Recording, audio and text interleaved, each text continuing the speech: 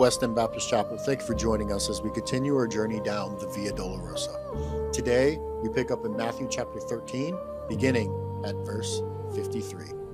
When Jesus had finished telling these stories and illustrations, he left that part of the country. He returned to Nazareth, his hometown. When he taught there in the synagogue, everyone was amazed and said, "Where does he get this wisdom and the power to do miracles?" They scoffed. "He's just the carpenter's son. We know Mary, his mother, and his brothers, James, Joseph, Simon, and Judas. All his sisters live right here among us. Where did he learn all these things?" And they were deeply offended and refused to believe him. Then Jesus told them, "A prophet is honored everywhere except his own hometown and among his own family."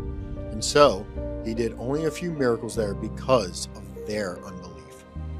It is amazing how we do not recognize what God is doing in those close to us. The people of Nazareth just could not get past the Jesus they knew, the son, the brother, the carpenter, the ... As a result, they did not believe that he was more than that. Are we stuck seeing Jesus the same way all the time?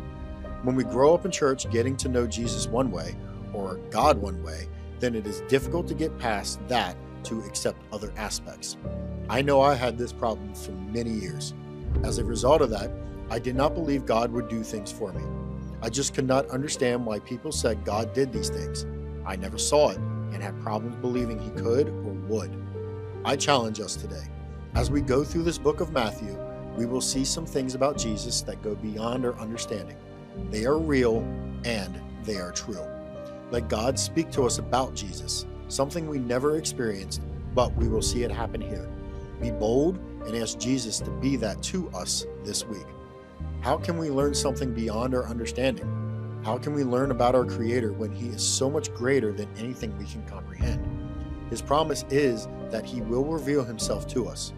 We need to ask that He not only does this, but that He gives us a heart able to understand and receive what He reveals. Without this, we will just ignore this. Moses wanted to see His glory, he wanted to know His ways, and he wanted to know His name. The Father answered his requests. Ask Him to do the same. Let's continue reading, picking up in Matthew 14, beginning at verse 1. When Herod Antipas, the ruler of Galilee, heard about Jesus, he said to his advisors, "This must be John the Baptist raised from the dead. That is why he can do such miracles." For Herod had arrested and imprisoned John as a favor to his wife Herodias, the former wife of Herod's brother Philip. John had been telling Herod, "It is against God's law for you to marry her." Herod wanted to kill John, but he was afraid of a riot, because all the people believed John was a prophet. But at a birthday party for Herod, Herodias' daughter performed a dance that greatly pleased him, so he promised with a vow to give her anything she wanted. At her mother's urging, the girl said, "I want the head of John the Baptist on a tray." Then the king regretted what he had said, but because of the vow he had made in front of his guests, he issued the necessary orders. So John was beheaded in the prison, and his head was brought on a tray and given to the girl, who took it to her mother. Later, John's disciples came for his body and buried it. Then they went and told Jesus what had happened. Would this happen if God gave us everything we asked for? Would we choose something for ourselves that causes destruction to others? Would we be so selfish that we would not care what happened to others?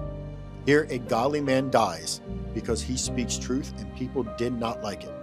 Here, a godly man dies because someone wants to get rid of him and will do extreme things to make it happen. Be careful. No one thinks that they would do this kind of action. Still, it happens a lot. God knows the consequences of our heart's desires. Therefore, let Him make the decisions that we cannot fully understand. It may be hard to accept, but God makes good decisions. We can make poor decisions, especially when it comes to things that touch us at an emotional level. Ask ourselves this question: would we wish for the destruction of someone who has deeply offended us? I know I could. I know that I have said it sometimes.